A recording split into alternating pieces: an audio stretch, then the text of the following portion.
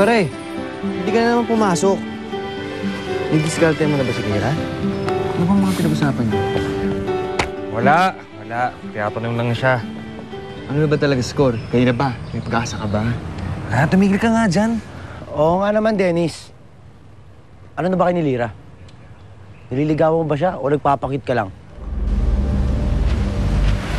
Ano bang pakialam mo? Kung ligawan ko mo si Lira, may magagawa ka ba? Ha? Pare, gahan mo na ata ito ng away. Ano? Hindi pa tayo tapos.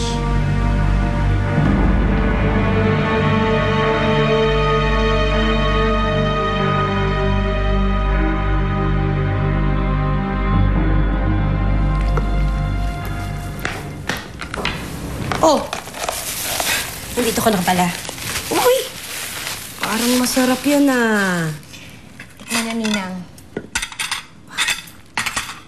Tingnan nga niyan. Saan naman ito nanggaling? Ha? Ho?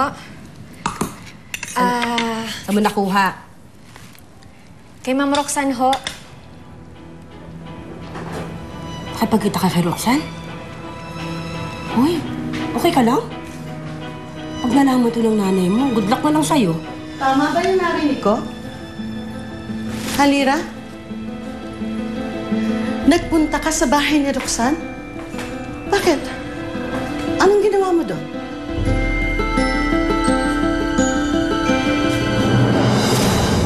Oy, pare! Ano? Uy. Game na? Please, sandali lang. Isip ko lang to. Diyan ka muna. Okay. Maylin, pakitulungan naman si Clara, please, oh. Okay lang? Ano sabi mo? Si Lira? Andito siya? Ano? Uy, wala ko sinasabing Lira. Pinagsasabi mo dyan. Dati-rati, naririnig ko lang pangalan, Angeline. Pero ngayon, Lira na. Yan, siguro lagi mo siya iniisip, no? Alam mo, pare, ewan ko. Gulong-gulo na yung utak ko. Hindi ko alam. Eh, bakit hindi mo siya dalawin? Yan, mukhang okay na siya, eh. Makakapag-usap na kayo na maayos. Bakit ka nagpunta kina Roxanne? Ano ang dahilan para bisitahin mo siya? Wala ho na eh. Gusto ko lang ho siyang makasama. Naririnig mo ba ang sarili mo? Naiintindihan mo ba ang sinasabi mo? Galit siya sa atin. Pinagbibintangan niya akong mamamatay tao. Yun ho yung opinion niyo sa inyo. Pero hindi naman ho siya galit sa akin. Kahit na hindi siya galit sa'yo, hindi magandang tignan na nagpupunta ka sa kanya, Lira. Hindi ko naman po inoobliga ang sarili ko na dumalaw sa kanya eh. Pero sa tingin ko ho, tama lang yung ginawa ko. Para makabawi sa kanya.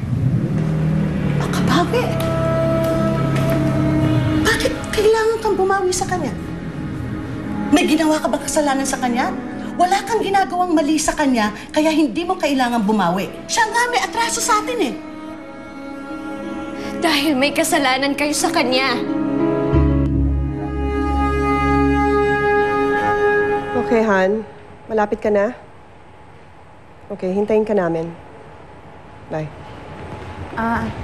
Ma, ito na po yung charger na pinapakuha niyo sa akin. Okay. Thank you. Ma, can I ask you something? Ano yun? Bakit ang dali niyo napapatawad si Lira? Eh, ang laki ng kasalanan nila sa atin, ah. Vanessa, alam kong nababaliw ako when it comes to Zenny. But I'm sane enough to detach Lira from her. Magkaiba silang tao. And besides, Lira has this infectious good vibe na gusto ko. Magaan siya kasama, kaya yun ang kailangan ko ngayon. Pero, Mami, si Lira, anak ng taong pumatay sa anak mo. How can you detach Lira from all of that? Vanessa, kung may problema ka sa mga taong gustong ipaligid sa sarili ko, then that's your problem. If Lira wants to see me, then I'd be glad to see her.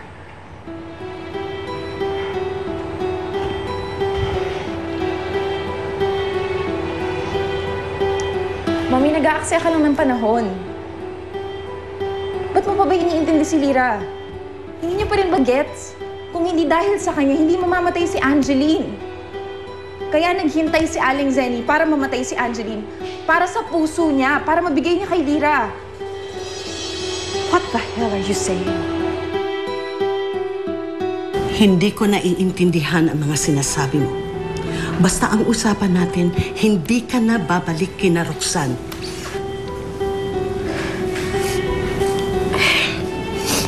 Pasensya na ho kayo, Nay.